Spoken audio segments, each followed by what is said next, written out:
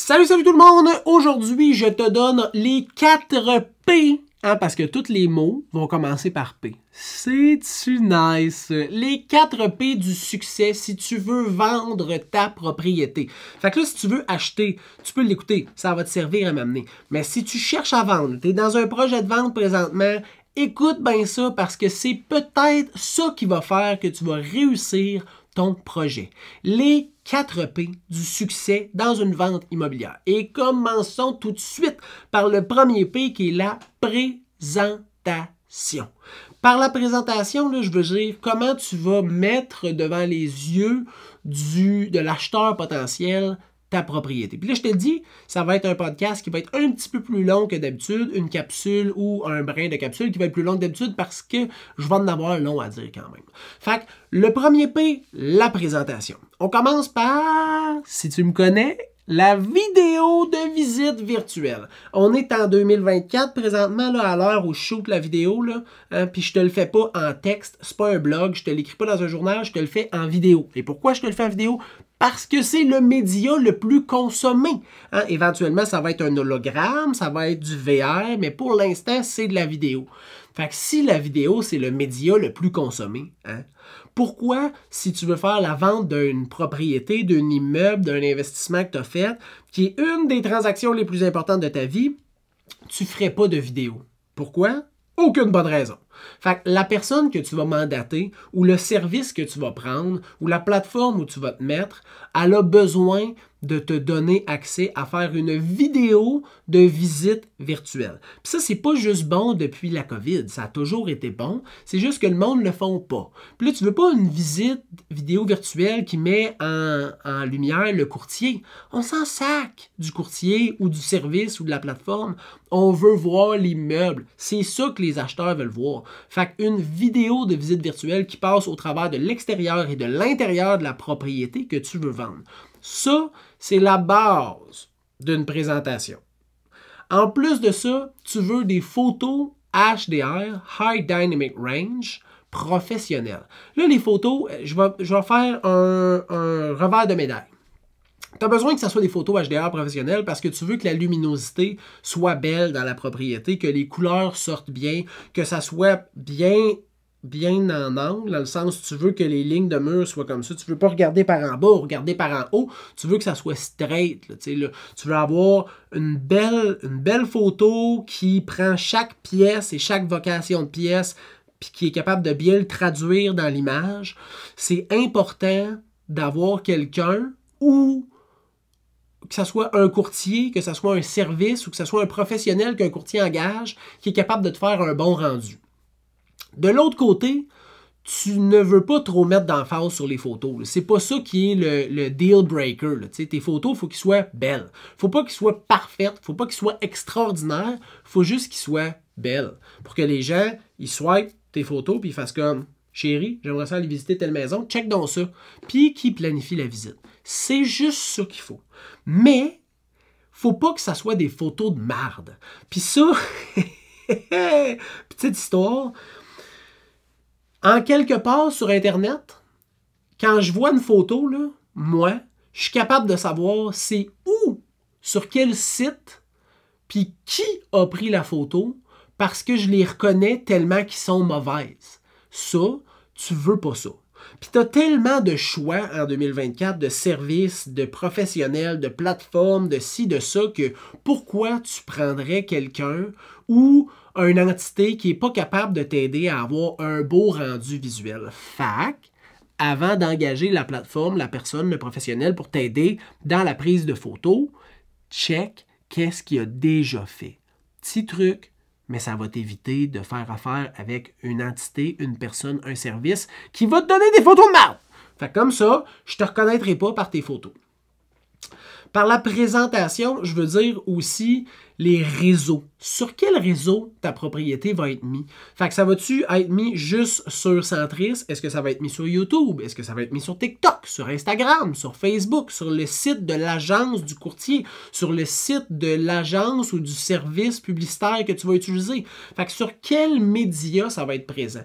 Parce que tu veux toucher le plus d'audience possible, puis tu veux faciliter le partage de ton listing. Fait que regarde voir pour être sur le plus de plateformes numériques sociales possibles. Comme ça, Monique va pouvoir taguer Alain, puis Suzy va pouvoir taguer Jean-Michel, puis ils vont pouvoir partager la vidéo, puis dire « Hey, ça c'est mon voisin, si vous voulez une belle maison », vous comprenez le concept, il faut être présent sur les réseaux sociaux. Les gens, là, quand ils s'emmerdent à la job, ils ont du temps de lousse, sont sur le bol, sont dans le trafic, malheureusement, s'ils ne conduisent pas, sont en train de regarder probablement TikTok, Instagram, Facebook, peu importe, où ils écoutent un podcast, où ils écoutent une vidéo sur YouTube. Ça se peut qu'ils tombent sur toi. C'est direct ça que tu veux. Tu veux qu'ils tombent sur toi. Donne-toi le plus de chances d'être vu possible. Dans la présentation, il y a aussi le texte. Le texte de présentation. Là, ça, c'est pas grand-chose. Je te dis, là, on arrive dans les petits points, mais le texte de présentation, il faut quand même qu'il n'y ait pas de faute, idéalement, hein, parce qu'il y a des gens que ça les frustre qu'il y ait des fautes dans un service professionnel. Puis, il faut que ça donne le goût. Hein, t'es pas obligé de répéter qu'il y a 4 chambres, qu'il y a 2 salles de bain, que le plancher est en bois franc. Il faut juste que ça donne le goût. Fait que ça, laisse le professionnel, le service ou l'entité que tu as choisi faire le texte, mais lis-le. Si ça fait pas de sens, si ça n'a pas de sens, fais-le changer. T'sais. Mais tu as le droit de donner ton grain, de mettre ton grain de sel là-dedans. Bref, tu as le droit de donner ton opinion. Fais juste assurer que le texte, c'est pas de la merde. Hein? Parce que ça fait quand même une petite différence quand les gens lisent. Est-ce que ça va faire que la personne ne viendra pas visiter? Je pense pas. Mais quand même, pourquoi pas mettre le plus de chances de ton bord possible?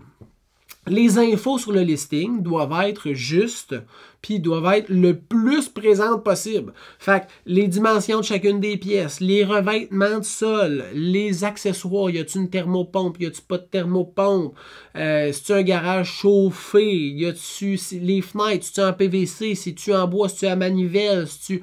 Tout ça, là, c'est des informations que tu peux mettre dans ton listing et que je te conseille de mettre. Le plus d'infos possible, le mieux c'est. Parce que l'acheteur a toutes les informations pour pouvoir bien réfléchir à est-ce qu'il veut venir visiter ou est-ce qu'il ne veut pas venir visiter. Fait que mets le plus de stock possible. Puis là, pour les gens qui utilisent un courtier, assure-toi que dans le service interagence, ça veut dire le service que les autres courtiers ont accès, que tous les documents soient mis en ligne. Taxe municipale, taxe scolaire, compte d'hydro pour savoir combien ça coûte, hein? Certificat de localisation, le plan cadastral, les réglementations de zonage, les factures de réparation majeures que tu as déclarées dans la déclaration du vendeur, si tu as un test de qualité d'eau, ta facture de traitement d'eau, si tu as fait changer le milieu filtrant de ton système septique, tout ça, là, tu veux qu'il soit à l'intérieur. Puis petit plus, là, si c'est un immeuble duplex, triplex, quadruplex, tu veux un annexe qui va venir ventiler, qui va venir dire tout ce qui est inclus dans les baux. Tu veux ça, c'est un petit papier super simple à faire. Je vois jamais ça sur les listings. Demande à ton courtier de le faire. Ça va aider à la mise en vente, les gens vont avoir accès aux documents, ça va réduire le nombre de questions, ça va accélérer le processus d'acquisition, puis ça coûte rien! Fait que tu veux ça. Fait que pour la présentation, là, c'est ça. Vidéo de visite virtuelle, photo HDR, présence sur les réseaux sociaux, un bon texte, toutes les infos dans le listing, puis des documents prêts et disponibles pour les acheteurs potentiels. Premier P du succès, ça n'a pas coûté cher, mais ça l'a valu la peine en Christophe, par exemple. Le deuxième P du succès d'une vente immobilière au Québec, c'est la préparation. Par la préparation, là, je veux dire la préparation de ce que tu vends. Le terrain et la bâtisse. C'est essentiel.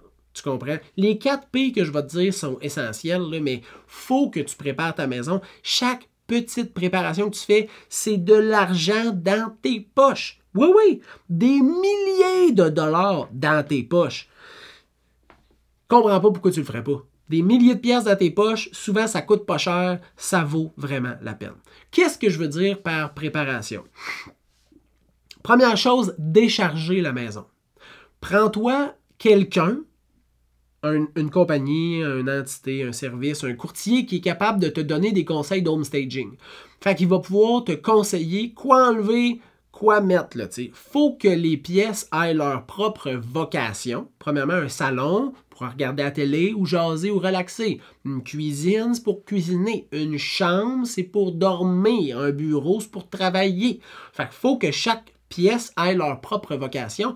Puis dans une chambre, tu veux quoi? Tu veux un lit, 2 tables de nuit, à la limite une commode. Là. Tu veux pas un bureau de travail, tu veux pas 3 sofas, tu veux pas un congélateur, tu comprends-tu? Là? Tu veux encore moins une litière. J'ai vu ça il y a pas longtemps. Tu veux pas une litière dans une chambre des maîtres, tu veux pas une litière d'une chambre des maîtres. Bref. Fait que tu décharges le plus possible les pièces pour que ça puisse respirer. Première chose et la plus importante, décharger. Après ça, nettoyer. Les fenêtres, les rebords de fenêtres, les planchers, tes trappes de ventilation au plafond là, que tu penses jamais à faire, là tu le fais. Ton échangeur d'air, l'extérieur, ton entrée, coupe ton gazon, fais tes plates-bandes. Tu veux que ça soit beau. Beau, propre, puis que ça sente bon. Comme ça, les gens qui rentrent font comme « Fuck ça, ce propriétaire-là, il fait attention à ses affaires, c'est clean cut! Hein? » Tu veux pas qu'ils rentrent puis qu'ils voient une paire de bobettes, une litière pleine de merde, encore ta vaisselle dans l'évier. Je te le dis, je vois ça souvent. Tu veux pas ça. Hein? Tu ne veux pas ça. Fait que tu veux que ça soit nettoyé. S'il y a des choses à réparer, fais-le. Surtout des choses à réparer qui sont faibles ou moyen coût. Je pense à une cliente, il n'y a pas longtemps, où il y avait vraiment une grosse job de préparation, mais ma cliente était incroyable. À vrai dire, je l'ai su après, là, un super héros, okay? Une super héroïne. Mais dans sa douche, il y avait une fenêtre de pété. T'sais. Là, je checkais la fenêtre et j'étais même... c'est sûr qu'on la voit, ces photos, c'est sûr qu'on la voit dans les visites. Là, il y avait comme un polythène de tapé, c'était bancal. Là. Fait que j'ai dit, ça serait bon si tu pouvais faire réparer. Elle dit, je vais faire changer la douche au complet. C'est une douche en coin. J'étais de même, bon choix. Ça, c'est le genre de réparation qui vaut la peine d'être faite. Là, des trous dans les murs, des portes qui ne ferment pas, des poignées qui manquent, des switches de lumière qui manquent, des fenêtres cassées. C'est des réparations que tu peux faire qui sont faibles ou moyen coût, mais qui vont démontrer que l'entretien de la propriété te tenait à cœur. Tu n'es pas un propriétaire qui laisse aller les choses. Fait fais les petites réparations. Peinturer, ça peut être bon, surtout pour des pièces qui sont un peu weird. Puis là, je pense à une propriété à Sherbrooke où à l'intérieur d'un mois, c'était noir et rose. Noir et rose comme carrelé ou comme blanc. Blanc. Tu doutes? Blanc.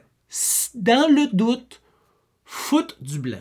Ça devrait être la phrase qui te vient le plus en tête. Là. Pas une couleur que t'aimes pas, un petit beige, pas un petit vert. Non, blanc. Tu peux pas te tromper avec blanc. C'est impossible. C'est impossible. Puis ça match après ça avec plein de déco. C'est sûr que ça match avec ton plancher. C'est sûr que ça match avec ton divan.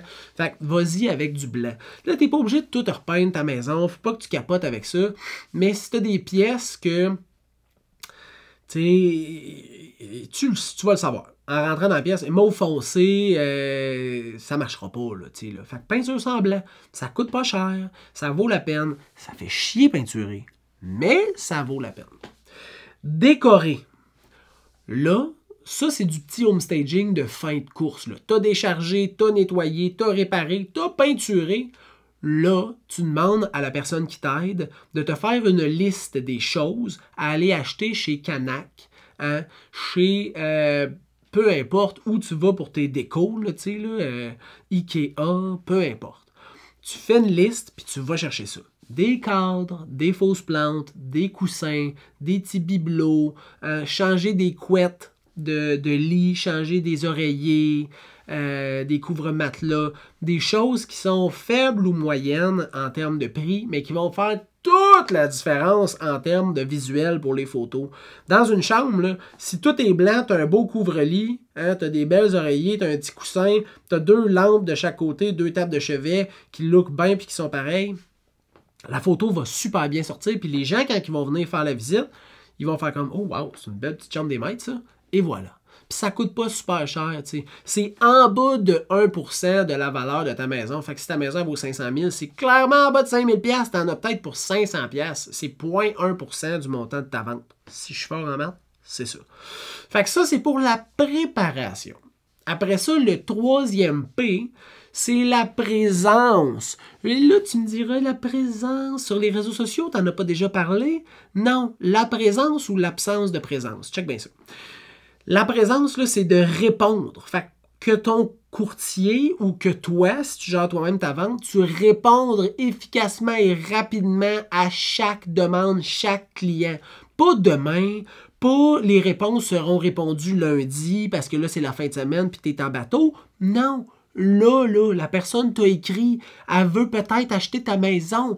C'est là que ça se passe. Fait que prends quelqu'un ou toi, gère-toi, là, puis réponds rapidement aux demandes d'information. Envoie les documents avant la visite.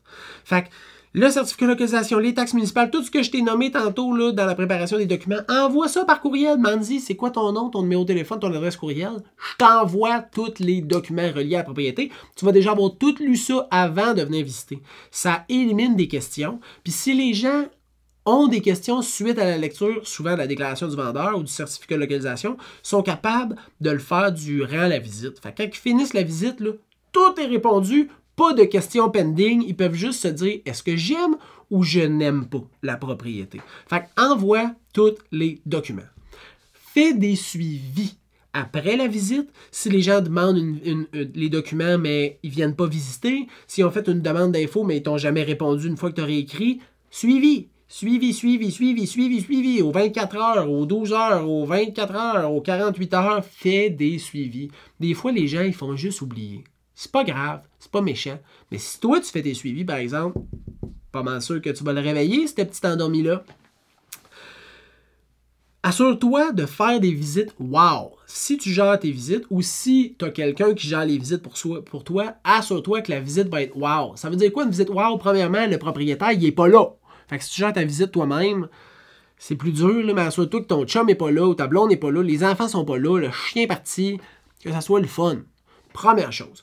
Deuxième chose, que ça sente bon. Que ça sente bon, que les lumières soient allumées, que les rideaux soient levés, que ça soit le fun pour la visite. Tu veux que ça soit plaisant. Fait que mets-toi dans la tête d'un acheteur, comment tu penses que tu voudrais vivre une visite, puis essaye de faire vivre cette expérience-là. Genre une expérience Walt Disney. Là.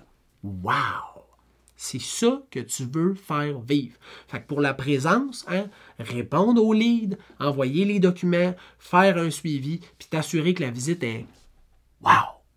Magnifique! Ton troisième P est fait. Le quatrième P, c'est le plus important. C'est le plus important. Tu fais les trois autres clés du succès des ventes immobilières, puis tu fais pas le quatrième, ça marchera pas. À rien. Tu n'auras pas une visite. Fini. Final bâton. Échec de ton projet. Fait qu'écoute bien, là. Le prix. Le gros morceau là, d'une vente immobilière, c'est le prix. Parce que même si ta maison est tout détruite, tu as des bobettes puis de la marde qui traînent à terre à grandeur, que tu es là à fumer des clopes durant la visite, mais que ta maison est vraiment moins chère que ce qu'elle vaut vraiment, tu vas la vendre quand même. C'est le bout de la merde, hein? Tu vas-tu avoir perdu 20 000, 40 000, 60 000, 100 000 sur ta vente? Probablement. Mais tu vas la vendre quand même. Le prix, c'est le plus important facteur à se mettre dans la tête. Puis là, c'est pas le prix que tu veux, c'est le prix que ça vaut. Puis ça, c'est la discussion qui est la plus difficile avec les propriétaires. Moi, je suis pas propriétaire, je vends pas de maison. J'aide quelqu'un à réaliser le plein potentiel de son projet de vente. C'est ça que je fais, ou d'achat ou de location, mais là, on parle de vente. De vente. C'est ça que je fais. Fait que moi, je vais te donner les outils de réflexion, je vais t'expliquer pourquoi, je vais te donner mes conseils, je vais te dire quoi faire. Après ça, tu fais ce que tu veux, puis je te suis dans ton projet, puis je te supporte, puis j'oublie mes conseils, puis mes ci, puis mes ça, puis je me focus sur ce que tu as choisi. Mais, au départ, je peux pas te bullshiter, puis te chanter une belle chanson, puis dire « Waouh, waouh, ouais, ta maison vaut tant si elle vaut pas tant. » Je vois régulièrement Pas tout le temps. Ben, je vois tout le temps ça, mais pas, c'est pas 100% des maisons, là. C'est un petit pourcentage. Mais des propriétés qui sont avec un courtier. Je le sais que c'est trop cher. Là, ils s'en vont sur une autre plateforme, une plateforme verte, là, où tu fais tes visites tout seul, puis t'as un support là, que Desjardins a acheté il y a pas longtemps. Fait que là, ils sont là-dessus, là, tu sais, là, ils font des visites eux-mêmes, là, ça marche pas. Ils retournent avec un courtier. Là, ça marche pas pendant 3 mois, 6 mois. Ils changent de courtier. Tu penses quoi quand tu fais ça? Tu penses que c'est tout le monde qui est épais, là? Hein? Le service que tu as payé, il est épais, les courtiers sont épais, sont mauvais, font mal le suivi, font ci, font ça. Non! C'est ton prix le problème. C'est pas le monde autour. Là. Quand tu essayes plein d'affaires, puis ça chie tout le temps, il y a un seul dénominateur commun, c'est toi. Hein? Puis tes décisions. Fait que le prix, là, c'est le plus important. Tu veux être à la juste valeur marchande et ou juste un peu au-dessus ou juste un peu en dessous. C'est quoi la juste valeur marchande? J'en parle souvent, mais je vais le faire rapidement. C'est une moyenne des propriétés très similaires à la tienne. Ouais, mais moi, ma maison, il n'y a pas de comparable. Regarde, on va t'en trouver, il y en a tout le temps. OK? La moyenne des propriétés très similaires à la tienne qui se sont vendues dans une courte période par rapport à aujourd'hui, v'là 3 mois, v'là 1 an, v'là peut-être 1 an et demi, dans la même situation économique, à combien ça s'est vendu? Ça, t'en as 3, 4. Tu regardes celle qui est la plus proche, tu essaies de faire une moyenne. Tu peux faire des moyennes au pied carré, au nombre de pièces, à la superficie de terrain, au nombre de chambres, peu importe comment tu veux le faire. Tu peux prendre 12 moyennes puis essayer de faire un prix.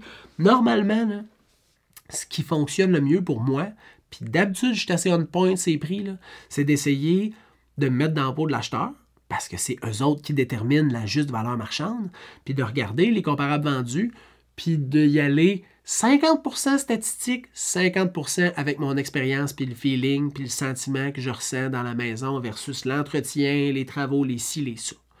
Ça, c'est la juste valeur marchande. Là, je te parlais de un peu au-dessus, un peu en dessous. Une genre de fourchette à 3 prix, là. Le prix de tu vas vendre fucking vite, avec des bonnes conditions, probablement en surenchère. Hein? L'autre, tu vas vendre peut-être vite, peut-être pas vite, avec des conditions qui vont être correctes, hein, avec une potentielle surenchère qui est... Ça dépend. Ça va dépendre du marché actuel. Puis, le prix optimal, il y a des bonnes chances que ça prenne un bout. Tu seras sûrement pas en surenchère. Les conditions, tu vas en avoir une coupe. Tu vas peut-être être négocié. Hein? Puis, les surenchères, c'est impossible. 3 braquettes. Là, tu comprends bien que plus ton prix est bas, plus vite tu vas vendre. Plus ton prix est haut, plus longtemps que ça va prendre. Ça dépend juste de toi. Là, si tu n'écoutes pas la personne ou le service qui te donne une suggestion de prix, c'est correct. Puis la personne est encore là, c'est encore la bonne personne pour t'aider. Mais pose-toi pas la question pourquoi ça marche pas. Parce que c'est pas le bon prix. Fait que ça, là, c'est le plus important des 4 P du succès. La présentation, la préparation, la présence et le prix. Le prix. Oublie pas celle-là, je te dis, mon ami, c'est ça que tu veux retenir de cette vidéo-là, c'est d'être au bon prix. 23 minutes, 24 minutes de vidéo, mais on a passé au travers du plan de match, là, du blueprint que tu peux suivre pour réussir ton projet de vente. Je te souhaite un bon projet. Si tu as besoin de conseils, tu peux m'écrire au info, au singulier, INFO, à commercial-serviceimmobilier.ca ou aller au serviceimmobilier.ca puis juste m'écrire à partir de là ou sur tous mes réseaux sociaux. Ça va me faire plaisir. Mais mon but avec cette vidéo-là, c'était de te donner tous les outils pour la réalisation du plein potentiel de ton projet de vente. Fac. C'est ça que c'est fait. C'était gratuit. Tu peux le réécouter, puis l'écouter, puis le réécouter, puis me poser des questions. Ça va toujours me faire plaisir de te répondre. Mais voici les 4 P du succès. Bonne fin de journée.